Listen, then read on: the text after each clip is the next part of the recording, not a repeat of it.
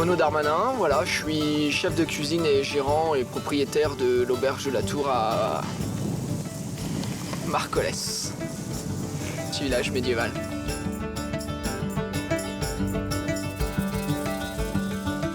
Marcollès, c'est en pleine châtaigneraie cantalienne. On est au sud du département et on est limitrophe avec l'Aveyron et le Lot, donc c'est ce qui va donner cette richesse.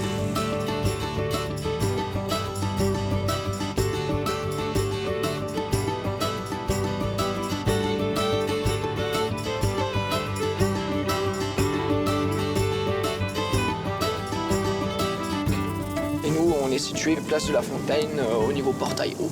Voilà, donc on domine, c'est vrai, on domine avec cette tour le village. Donc pour nous, cette place de la Fontaine, c'est un lieu vraiment emblématique. C'est presque un décor de cinéma, hein, je trouve.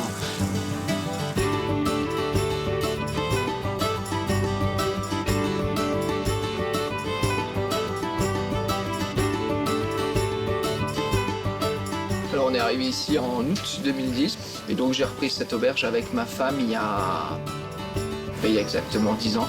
Messieurs, dames, bonjour. Bonjour. Ça va? Ouais, toi. Jean-Charles. Bonjour, chef. Si j'ai une date à retenir, c'est le coup d'appel du guide Michelin et l'attribution de l'étoile Michelin en 2018.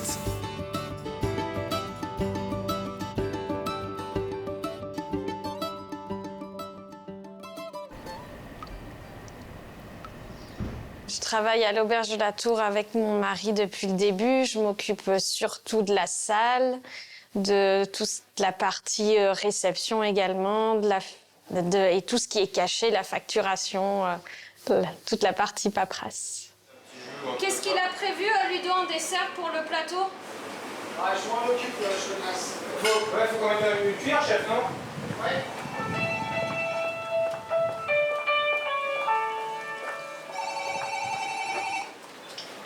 Auberge de la Tour, bonjour. Quand on est arrivé ici il y a 10 ans, en effet, l'auberge, elle ressemblait pas du tout à ça.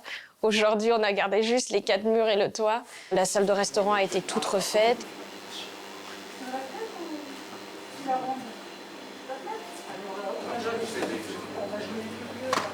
Voilà.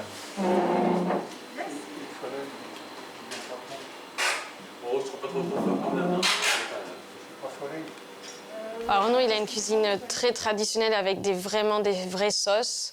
C'est ce que j'aime beaucoup dans sa cuisine, c'est les sauces. Je pense qu'il y a aussi cette empreinte de la vieille cuisine, justement, avec ces sauces.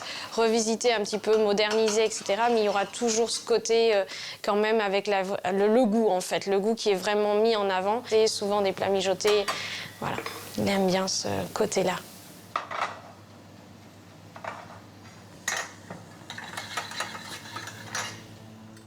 Voir ces paysages, ça laisse notre imagination, ce qu'on va retranscrire dans l'assiette. C'est vrai c'est encore préservé. On vit beaucoup aussi de la cueillette encore, on va aux champignons, on va aux fleurs sauvages.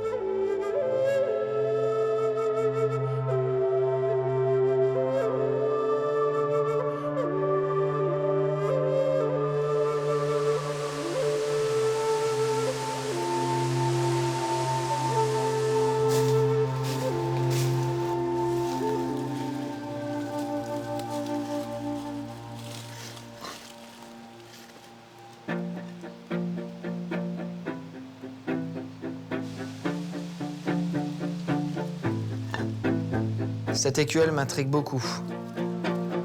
Je la trouve très ancienne. Bon, je crois connaître quelqu'un qui va m'en dire plus.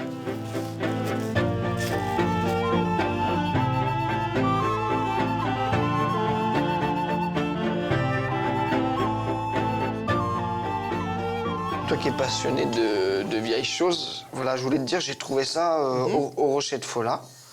Je trouvais cette écuelle qui me paraît... Fais voir un peu. Alors ça, par contre, on n'est pas sur une écuelle. Ça, c'est un couvercle de pot à cuisson. Ah oui, d'accord, j'y étais pas du tout. C'est un objet gaulois. Ok. Et en fait, les écuelles gauloises, elles sont un peu plus grandes. J'en ai une justement derrière. Je vais te montrer. Tu vois, les écuelles gauloises, on est plutôt sur ce genre de choses, quand elles sont en terre cuite. D'accord. Ah oui, oui. Et puis, ouais, c'est vrai qu'en plus, ils mangeaient les Gaulois, donc oui, là, j'y étais pas du tout, quoi. C'est un peu petit, oui, effectivement. Et donc ça, c'est le couvercle d'un pot. Et ça, c'est aussi en céramique, mais elle est noire. Oui, la céramique noire, c'est une production typiquement gauloise. J'ai trouvé un couvercle gaulois. Et oui. Pas une écuelle. Et t'as le pot, non, qui va dessus, non? Oui, j'en ai un, si tu veux, je vais te montrer. Hop. Ça, c'est vraiment le pot à cuisson donc, que tu mettais dans ton foyer, à côté de la braise, pour que ça chauffe tranquillement, et c'était de la cuisson un peu longue. Et tu vois, ça me donne des idées. Cette odeur dedans, ça me donne envie de revisiter la cuisine gauloise, là. Ouais. Bah, tu sais quoi? Je peux te le prêter pour que tu t'y essayes, et je peux même te proposer mieux que ça. C'est-à-dire que chez moi, j'ai tous les ustensiles nécessaires à l'organisation d'un vrai banquet gaulois. Donc, ce que je peux te proposer, c'est de te présenter les différents Tu ustensiles. me lances un défi, là. Ouais, un petit peu, ouais. Présenter les différents ustensiles et te laisser imaginer tes recettes sur le sujet. D'accord. Je vais te présenter un collègue qui s'appelle Yves, Ouais. qui va pouvoir te parler en fait des différents ingrédients qu'on peut retrouver dans la cuisine gauloise, de la manière d'utiliser les ustensiles, de ce qu'on peut retrouver un petit peu de leurs recettes. Ça te dit? Ouais, allez.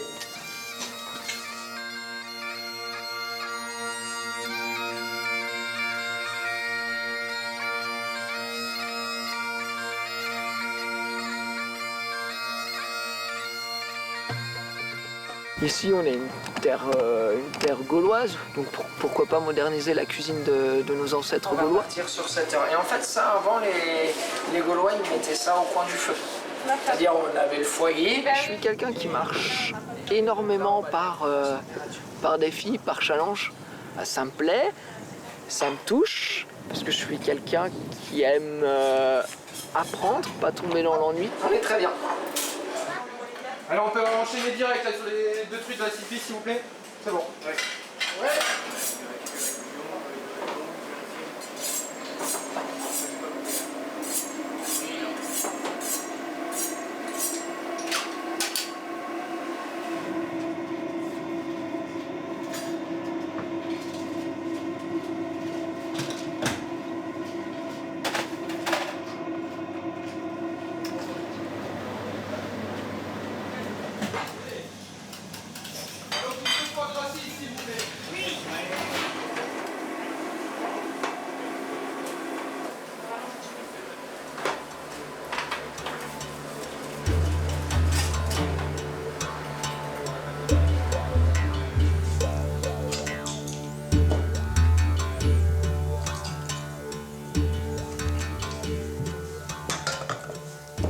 Vous m'avez retransformé le restaurant. Ah bah écoute, je t'avais dit qu'on t'amènerait plein d'ustensiles, dont acte. On va te faire découvrir tout ça, on va te faire les présentations. Moi, je vais te présenter un par un, puis si c'est des questions, t'hésites surtout pas à nous les poser au fur et à mesure. Très bien. Donc tu vois, couteau gaulois, en fer forgé. Et ça, c'est du... C'est du bois d'animal, donc cervidé. Du bois d'animal. Ça peut être du cerf, du chevreuil. Alors là, tu vois, ce qu'on peut remarquer sur ce couteau, c'est qu'il est en emmanchement à douille.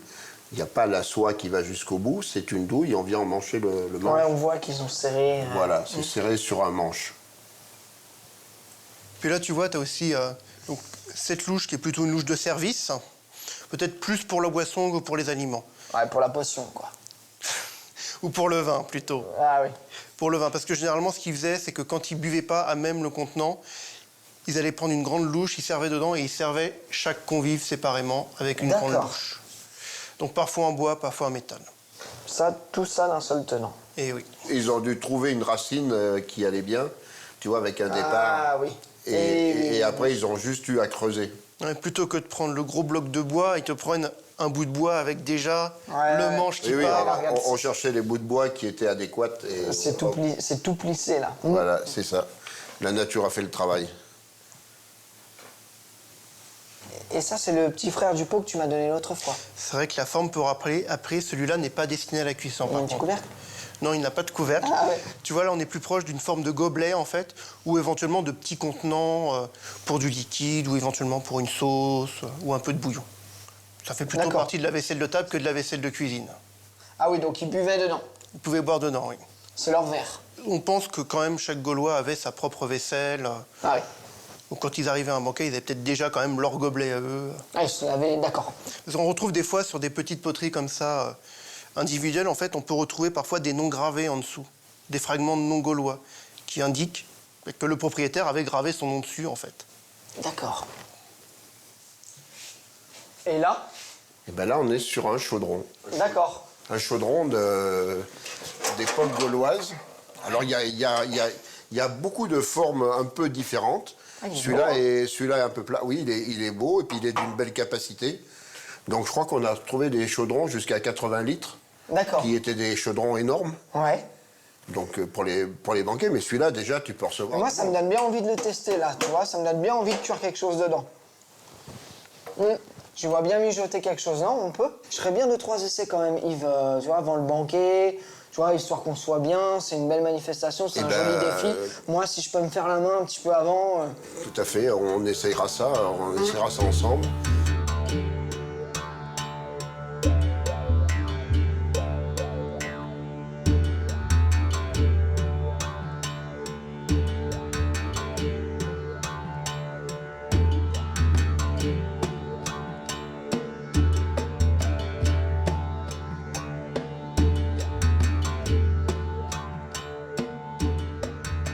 Bon, ben, merci pour ce tour d'horizon, hein, sur tous ces ustensiles.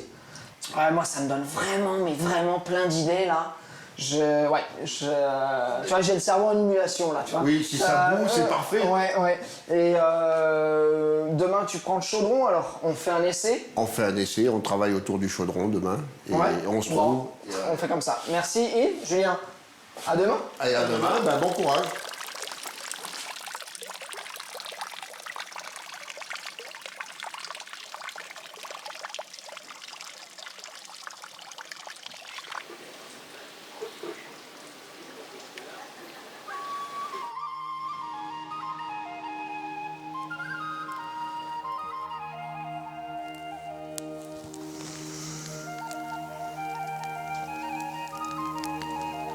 Et bien voilà. Je savais que cette feuille morte, elle allait prendre là.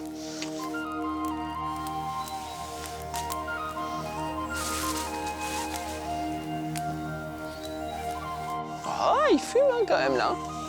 Moi je le sens bien. Hein. Tu le sens bien, tu le sens bien.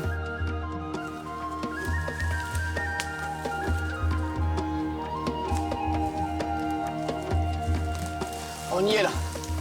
Voilà, beau petit foyer. On va partir sur 5 heures de cuisson, donc il en faut un peu, je pense. Hein. Il fallait être patient avant. Hein. Bon, Renaud, je t'amène la potence. Ah, Un autre petit chaudron où on fera chauffer de l'eau. ouais. Et puis voilà, donc on a la potence, la crémaillère. On va essayer de mettre ça en place.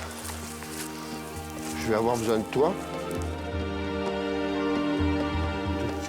Je vais l'écarter un petit peu. Les Gaulois sont sûrement les forgerons les plus professionnels d'Antiquité, les plus aptes. Fais voir, on peut essayer Bien sûr. avant que je me familiarise quand même avec l'objet, tu vois, avant de... Donc voilà. Et voilà. C'est génial. D'accord.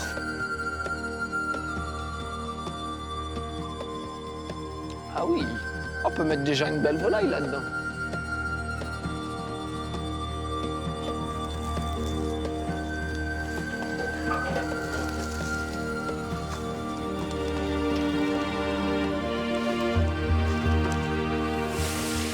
Ouais, ça change vite. En Hein. rien de temps, il avait déjà chauffé le chaudron.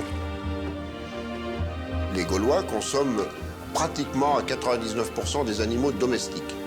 Ah oui. Des vaches, des porcs, des moutons, des chèvres, un peu de cheval, mais aussi un petit peu de chien. Voilà ce qu'on Du retrouve. chien? Oui.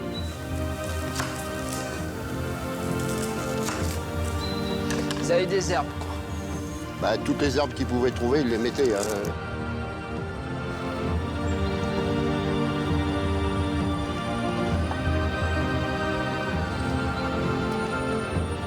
Beaucoup de légumes, racines, comme les raves, les choux-raves, les carottes, l'ancêtre de la carotte est panée et les choux.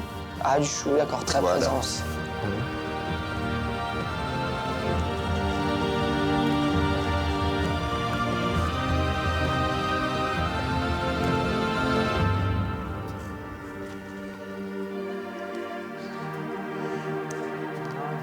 Ça commence juste à prendre de la couleur.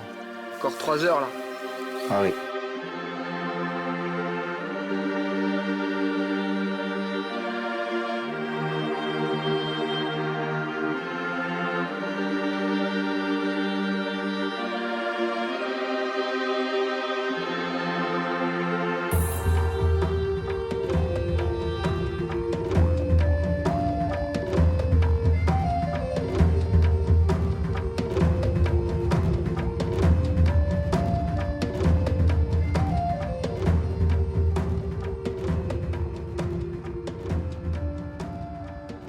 Je pense qu'on est au bout de la cuisson. Hein. Qu'est-ce que t'en penses, Renaud?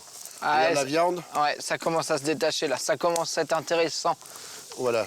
Et puis l'odeur est intéressante aussi. Ouais, je crois si vous voulez goûter, faire une petite dégustation comme ça. Ouais, ça se détache. Hein. Ouais, ça se détache, oui. On va sortir les pieds de porc, on va les Ça c'était. décortiquer un peu. Bon, je pense que j'ai le mauvais ustensile là, non? Oui, si tu veux, tu peux essayer de prendre cet outil, qui est une fourchette gauloise. Donc regarde, elle a 2 crochets comme ça, et on chope la viande comme ça. Vas-y, essaye de te familiariser avec ça. Donc ça c'est typiquement gaulois là. Ça, c'est typiquement gaulois. Voilà, tu l'as. Donc, Allez, je vais te chercher une écuelle. Alors là, ça a cuit combien de temps là en Bah, tout? on en est à 5h30, 6h. Ouais, on en est à 6 heures. Hein. On est à 6h, tu vois. Ouais, 6 heures de chaudron.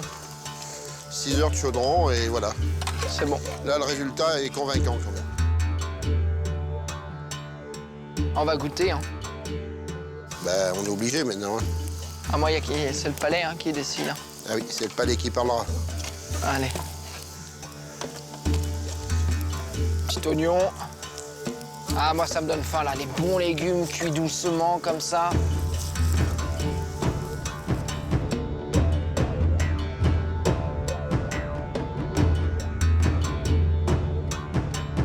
Ah, j'adore cette louche.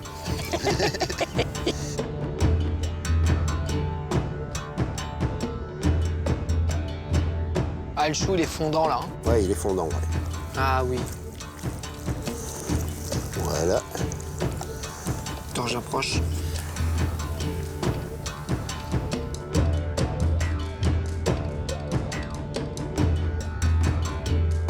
Bon appétit. Allez, appétit.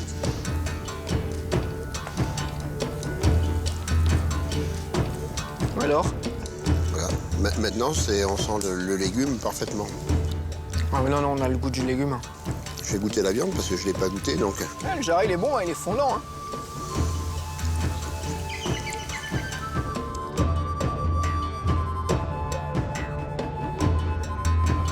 Bon, faut pas s'y prendre à 11h pour midi, quoi. C'est pas, hein, c'est pas une plaque. On n'est pas sur une plaque à induction, quoi. Non, non,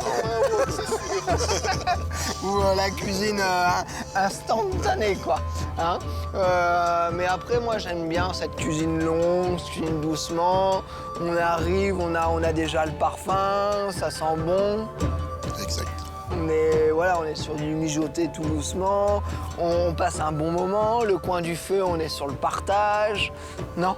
Je suis d'accord avec toi, même quand on pluche, on est sur le partage, quand on... Voilà, oui, c'est... C'est un partage.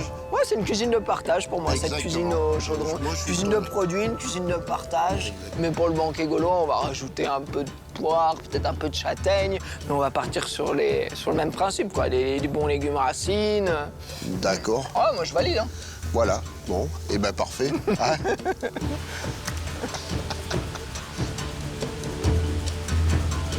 Pour réunir les ingrédients de ma cuisine gauloise, je me rends chez différents producteurs locaux que j'affectionne particulièrement.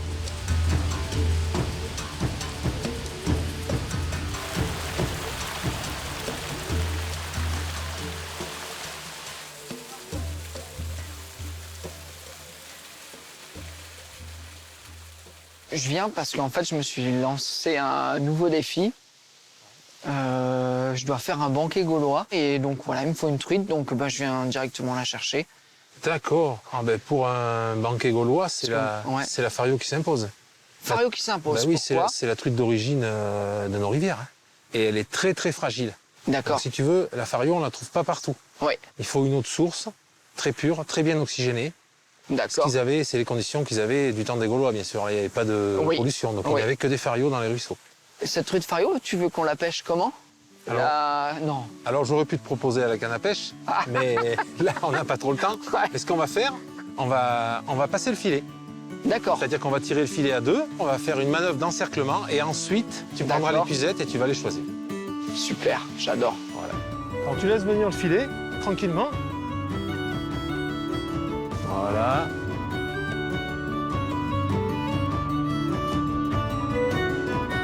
Et là, on va créer une poche. On va les encercler pour les piéger. On voit que tu as l'habitude de pêcher, Renaud. Voilà. Et là. Allez.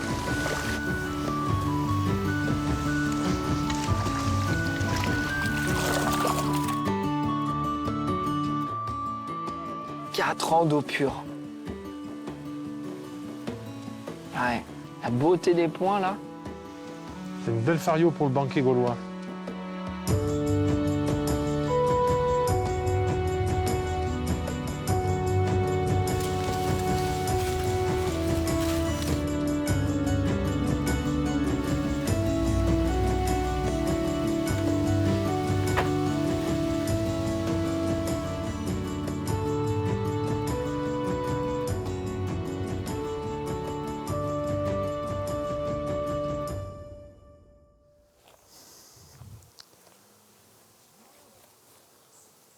Tiens, bonjour, chef.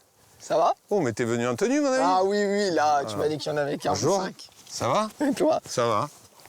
Bon. Tu veux un peu ce rucher, là? T'en as combien, là? Une cinquantaine. Ah oui. C'est un rucher d'hivernage, hein, donc c'est là où je les tiens pour l'hiver. Bon, je vais démarrer l'enfumoir et puis on va essayer d'ouvrir une ou deux ruches. Alors, les abeilles, sentant la fumée, elles vont se gorger de miel en prévision, au cas où, de quitter la ruche pour aller s'installer plus ailleurs. Ou en grosse partie, c'est pour ça. Et surtout, c'est pour les prévenir. Bon, on l'utilise pas à outrance, la fumée, ça sert à rien. Alors, on va s'ouvrir une petite ruche. Allez.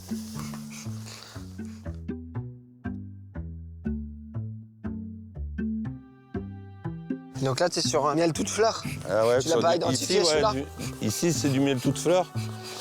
Sur France, c'est un tout petit peu de châtaignier, parce qu'on a, on a quelques châtaigniers là en bas. Donc il est foncé. Et dans la vallée, ouais, c'est là où je produis le miel de châtaignier foncé. Ouais.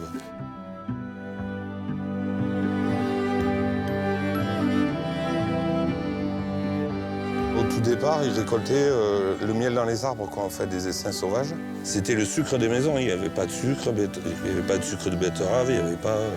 oui.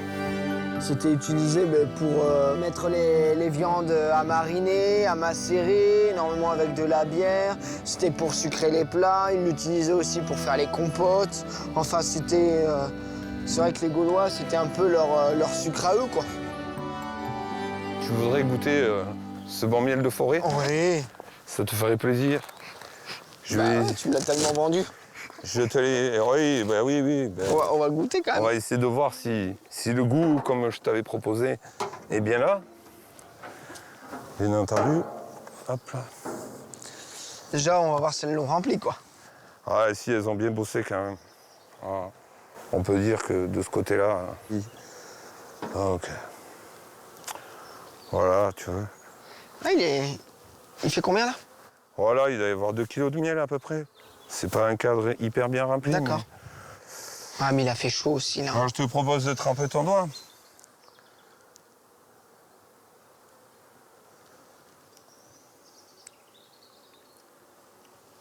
On est au top. Ah, ça va être top pour le banquet, tu vois. Mmh. C'est bien. Avec la viande, là. Ah oui, oui, oui. Si, c'est pas mauvais, moi, je trouve. Non? Tiens, on voit le cuisinier qui goûte et l'apiculteur qui goûte, hein. toujours à l'économie. Alors ça, c'est de l'argent, tu vois. Ouais, vraiment sur quelque chose de très bon. Ouais. Ah, mais moi, c'est celui-là que je veux. Hein. Ben, tu auras de celui-là.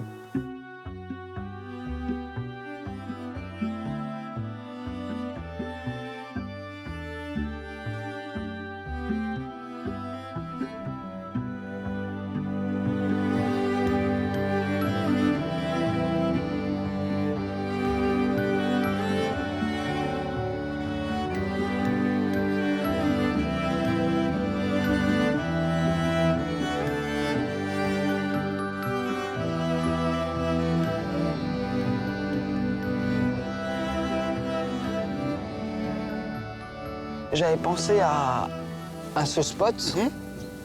Moi, j'aime bien ces menhirs, tous ces cailloux, là. Alors par contre, je t'arrête tout de suite. Hein. Les menhirs, c'est pas gaulois. Ah, d'accord, très bien. C'est quelque chose de plus ancien qui était fait par les gens qui étaient là avant les Gaulois, justement. D'accord. Mais oui, effectivement, cette petite zone que tu nous as trouvée avec les cailloux, les arbres, c'est quelque chose de très sympathique. Non, je trouve qu'en arrière-plan, comme ça, non Oui, oui. Tu sais, on pourrait, toi qui veux faire une scène de banquet, comme il faut mettre des tables à peu près au niveau du sol, ce qu'on pourrait faire, c'est les disposer en U. Alors, peut-être un peu plus en arrière, peut-être par ici, comme cela. Et comme on a des auvents, on les disposerait de façon à faire un fond. Table au niveau du sol, ils n'avaient pas de chaise à l'époque. Alors, là, ce qu'on parle, c'est les banquets. Et d'après les auteurs grecs et romains qui ont voyagé en Gaule, on sait que pour ces repas-là, au moins, ils mangeaient au niveau du sol. Donc, ils ne mangeaient pas à même le sol, ils avaient des tables légèrement surélevées, mais eux-mêmes mangeaient en fait assis sur des pots, d'après les écrits qu'on a. D'accord. Et suivant les occasions, c'était plutôt disposé en cercle ou en demi-cercle, avec l'invité le plus important, donc le chef, au milieu, les hommes les plus importants parmi ces invités qui se mettaient en fait de proche en proche, ce qui est vers les invités les moins importants en fait. Une fois que les convives seront installés en fait, on leur apportera les plats. Il faut savoir qu'à l'époque en fait c'était les invités s'asseyaient et c'était généralement des servants ou des esclaves qui allaient apporter les plats. Ils avaient des esclaves à l'époque. Ils avaient des esclaves à l'époque, partout, hein, chez les Grecs, chez les Romains, partout il y avait des esclaves. Et du coup, c'était eux en fait qui faisaient le service. Il n'y avait pas de service à l'époque comme on imagine aujourd'hui, avec l'entrée, plat principal, le dessert, éventuellement les entremets. À l'époque, a priori, on apportait tout en même temps, dans des grands plats. Et on sait que par exemple que les Gaulois avaient des écuelles individuelles. Contrairement aux Grecs ou aux Romains qui tendaient tous à plutôt se servir dans le même plat. Donc on sait qu'au moins pour une partie du plat, ils pouvaient se servir dans le plat principal et après partager, manger eux-mêmes leur portion plutôt que de piocher à chaque fois dans le plat et d'y revenir. J'ai hâte d'être à ce banquet, hein, vivement samedi. Là. Ça va rentrer bien, ça sera sympa. Ouais. Bon, super.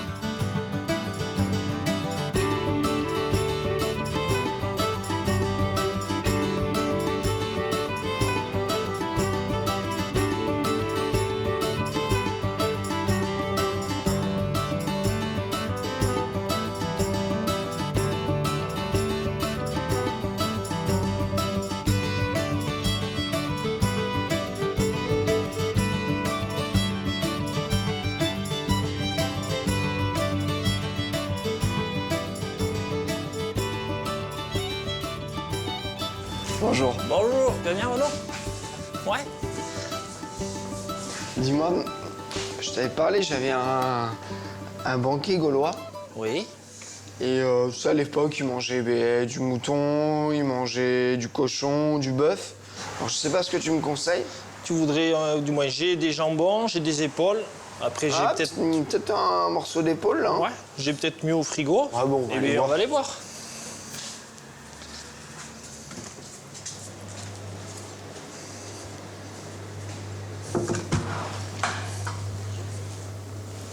Ah, j'en ai 4 de belles.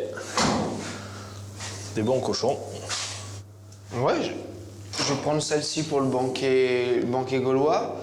Je vais en prendre une, si tu peux m'enlever l'os et... Ah oui. Je te la toute la couenne. Ouais, je te la découpe. Je t'aide à en prendre une. Tiens, prends celle-là. Ah, ça fait 5 points. Ah, c'est lourd. Je sais pas. Et puis là, de la garder entière comme ça, avec tout le... C'est vraiment imposant, quoi. Je vais la cuire au chaudron. Donc je vais la mettre à macérer dans de la bière. Je vais la badigeonner de miel et je vais la cuire tout doucement au chaudron. On va la cuire entière. Avec os.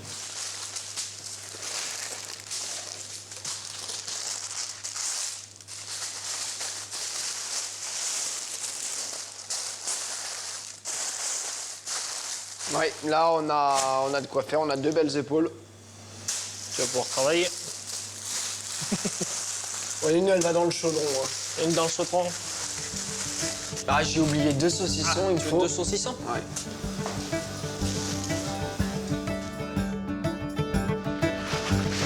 Bon, ça c'est pour le. Il y a ton père au banquier là. Ah, il vient? Oui, oui, Ah, on l'a pris. Vous allez rigoler alors. Attends, je t'ouvre la porte. Bon, mais bon courage pour ton banquet et travaille bien, cuisine bien. Ouais. Allez, salut.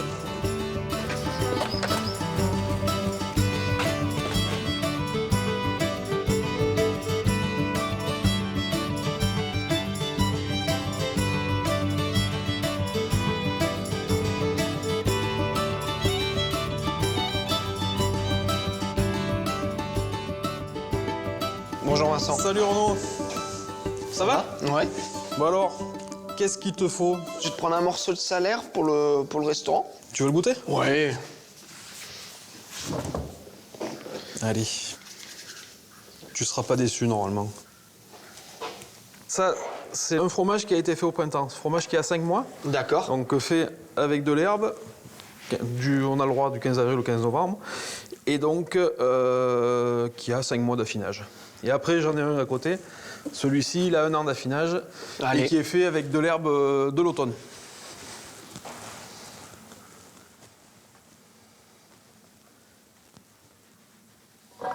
Tiens. Merci. La différence de... Je trouve la différence de niveau. Il y a le même nombre de litres de lait là. C'est la même chose. C'est la même chose. Après, à l'affinage, ça va perdre entre 5 et 10% suivant l'âge qu'elles ont. En eau? Par rapport au moment où on les fabrique.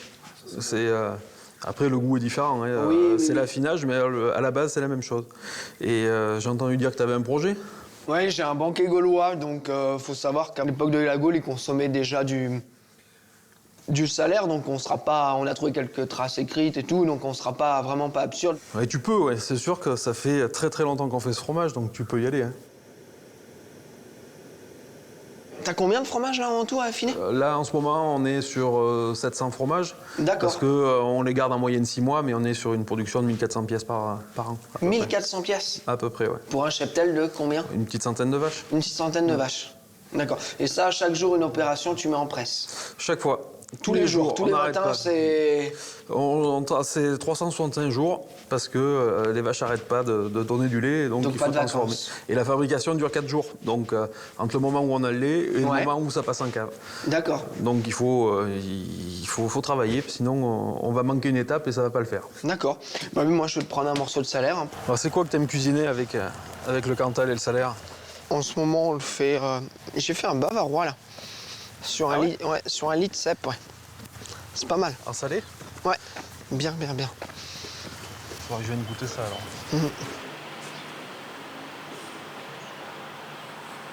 Tu donnes ton fromage, Renaud? Ouais. Allez, je t'ai préparé 10 kilos de salaire. Super. T'en auras assez, j'espère, pour tes Gaulois? Oui. Allez. Merci. Amusez-vous bien. À bientôt. Salut.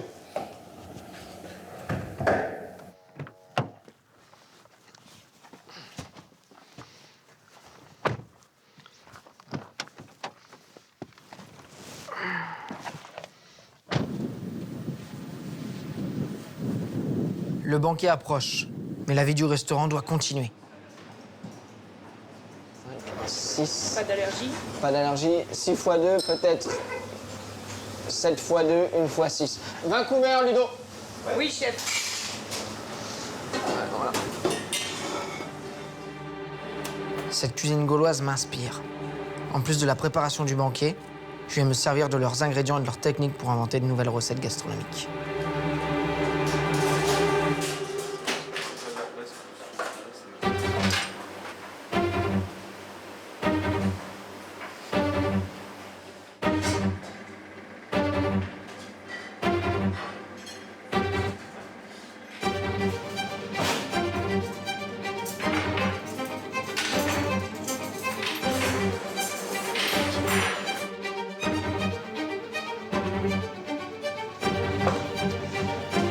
Ça, c'est fait.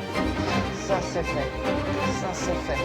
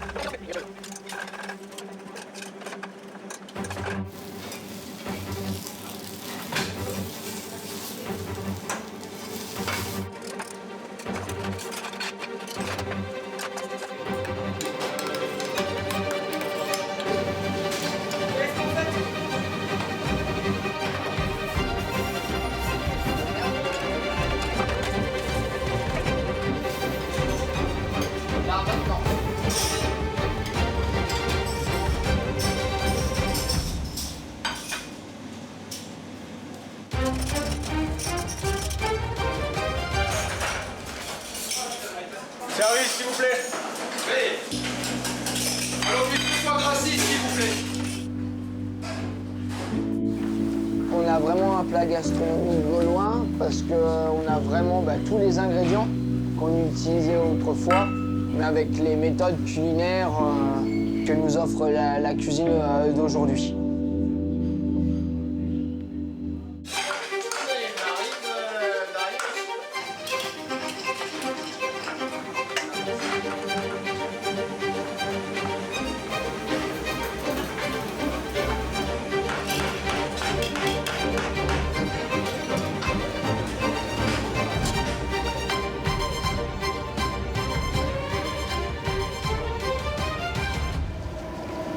Cet agneau, il est bon. 3 épaules. J'en profite pour ajouter mes nouvelles recettes gauloises à la carte.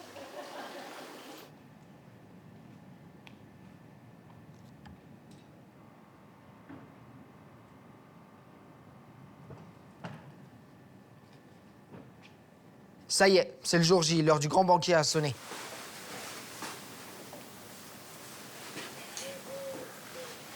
Ah oui, ça sent le grand jour, là. Ah bah écoute, on t'a déjà montré les ustensiles. C'est normal qu'on te parle aussi un petit peu des tenues gauloises. D'accord. Mais ça, c'est bien tissé, hein, quand même. Hein. Oui, c'est de la laine. On est sur de la laine. Sur de la laine, oui, tissé. Ils savaient croiser comme ça. Oui, ils faisaient des tissages en chevron ou les braies que tu as là-bas, plutôt en quadrillé, par exemple. C'est beau, hein. Ils aimaient beaucoup les couleurs aussi, hein, comme tu peux le voir. Pour eux, c'était un petit peu une marque de statut social, hein, parce que quand tu étais paysan, tu teignais un peu avec ce que tu trouvais autour de chez toi. Oui. Alors que quand tu étais plus riche, tu avais les moyens d'acheter des pigments et de les faire venir de plus loin pour avoir des couleurs un peu plus éclatantes et qui tiennent mieux sur la durée. Et là, on est sur du... Alors ça, c'est du lin. D'accord. Il peut aussi avoir du chanvre et donc de la laine. Pas de coton, hein. Pas de coton, non. Eh oui. Et comme type de vêtements, donc du coup, tu as des tuniques qui peuvent être plus ou moins larges, plus ou moins bouffantes, avec des manches sans manches, manches courtes, manches longues. D'accord. Donc ça te permettait l'hiver d'en mettre plusieurs l'une par-dessus l'autre. Et du coup, le mieux, c'est encore que je te le montre sur un vrai Gaulois. Ah oui. Eh bien, écoute, je vais laisser Yves nous rejoindre pour nous montrer ça. Le vrai Gaulois, j'adore. Ouais. Hop, tu peux le mettre comme ça, en gardant un petit peu pour faire la capuche. Donc une fibule, tu vois. Donc ça ressemble un peu à une épingle à nourrice. C'est ça le même rôle, hein. C'est une épingle à nourrice. Hein. Voilà. Et du coup, je vais te montrer, hop, comment on met Parce qu'ils ça. n'avaient pas de boutonnière, ils n'avaient pas... Donc Attention à tes mains. on sert que de fibule pour attacher les vêtements. Voilà. En fait, on épingle les vêtements les uns aux autres. Hop. Et voilà. Ouais, donc là, on a le vrai Gaulois, là. Voilà, le vrai Gaulois qui est habillé pour un jour où il fait un peu froid. Le casque, non. Vous n'avez pas de casque. Le casque, c'est pour les guerriers. D'accord. Là, c'est pas un guerrier, là, c'est juste un artisan, un agriculteur, un cuisinier, pourquoi pas. Un cuisinier. Le maître cuisinier. Voilà. Et moi, tu m'as prévu quelque chose, là? Oui, on va te faire voir ça.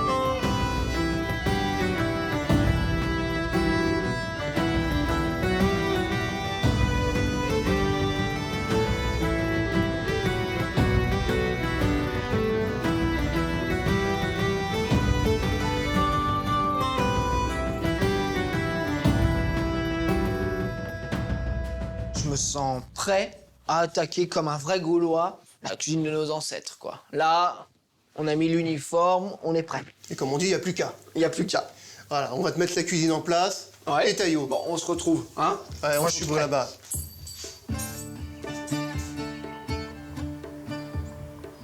Le temps n'est pas au beau fixe. Mais nous, valeureux Gaulois, bravons les caprices des dieux.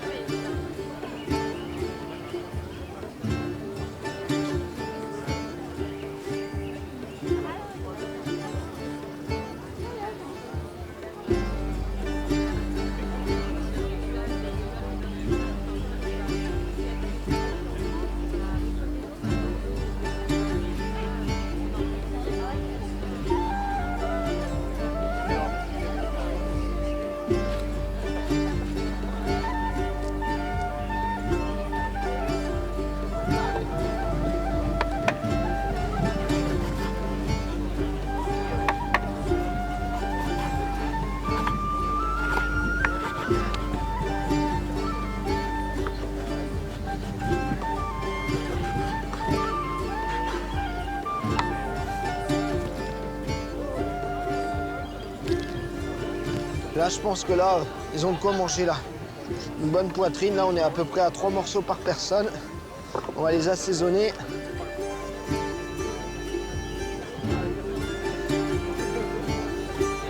Là, on va les badigeonner de miel.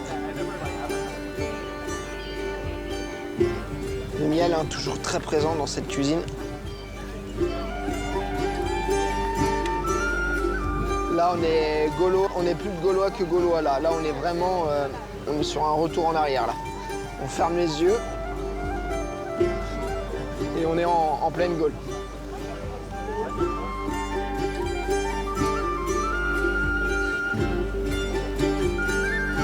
Par rapport à la discussion qu'on avait avant.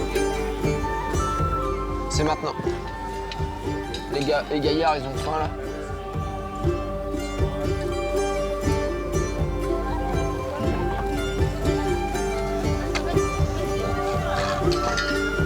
Super.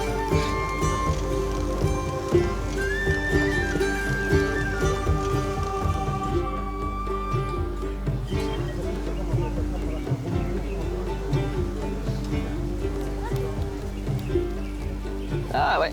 Tu veux une petite cuillère, Lorraine? Tiens. Pour la sortir.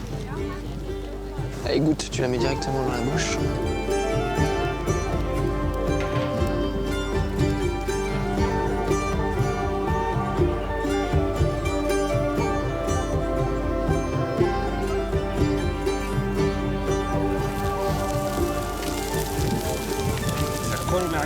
Ah, si ça colle, c'est qu'il faut pas retourner, les gars. Ah ouais? On n'a pas la coloration des... D'accord, chef.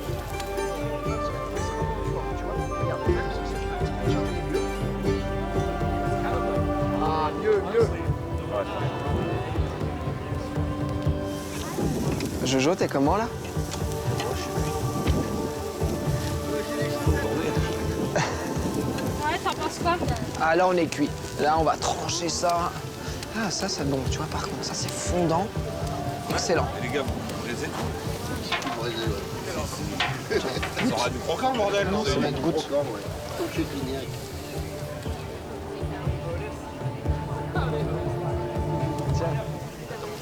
Non mais là, le bouillon, il est juste excellent. La viande, elle est hyper tendre. Ah ouais. Eh, je te l'ai dit, Lorraine. Il y a trop de goût. Ah putain. Ouais, on a fait ça bien, ouais. Du thym, du laurier, des petits lentilles. On a pris le bouillon. Ah, regarde les lentilles. Regarde.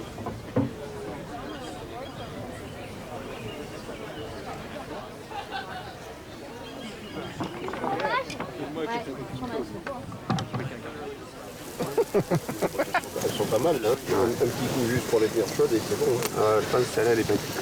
Celle-là, pas cuite? Non. Alors attends, je vais la choper, je vais la... Ouais, je chope là.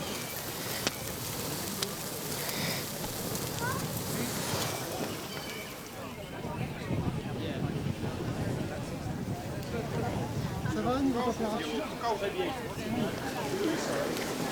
Il y a beaucoup, ouais. Mais là, je vais lancer la cuisson de la truite, ça.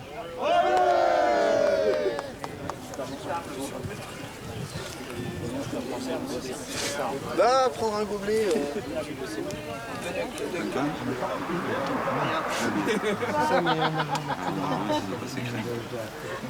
fait, j'ai pas dans le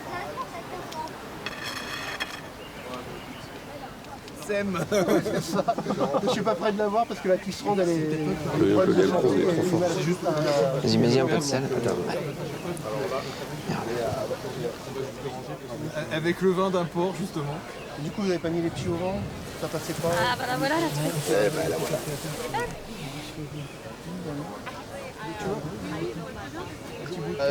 Elle va cuire tout doucement. Et bah déjà, ça commence, la peau, elle commence déjà à colorer. Je pense que cette cuisson, elle va bien me faire croustiller la peau, ça va être intéressant. Et les poissons comme ça à la broche, là, c'est beau.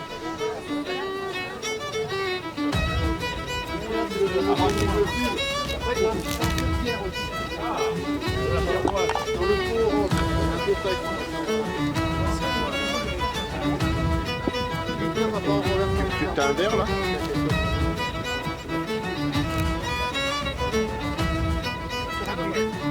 Allez, là, c'est cuit, là.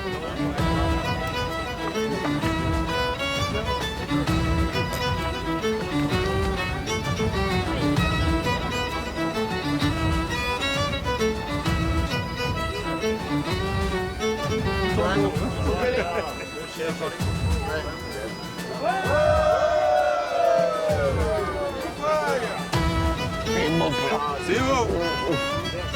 Allez, les gars, mangez pas là, c'est chaud, allez! Viens, on fait de mettre. Voilà la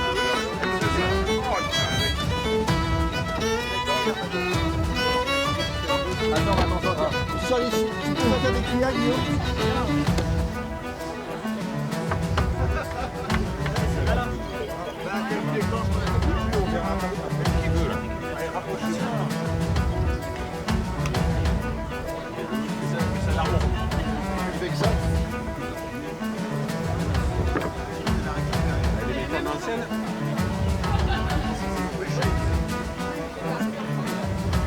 Tu vas à la pêche avec.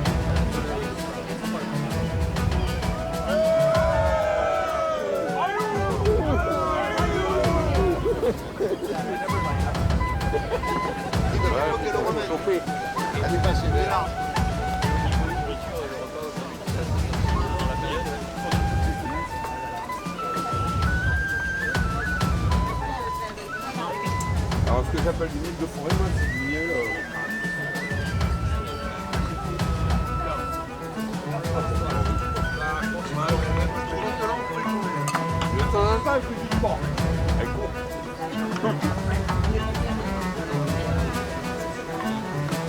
Je vais pas faire le difficile, il y a trop de trous, hein, comme tout le monde.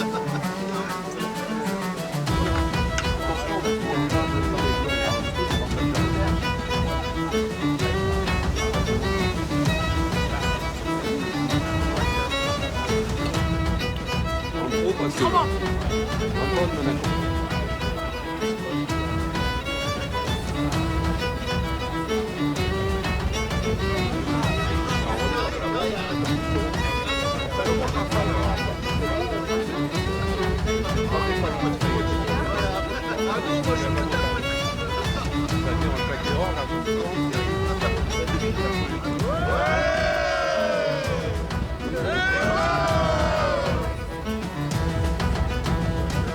Cette aventure gauloise a marqué ma cuisine de son empreinte. Et je continuerai de l'explorer jusqu'à ce que le ciel me tombe sur la tête.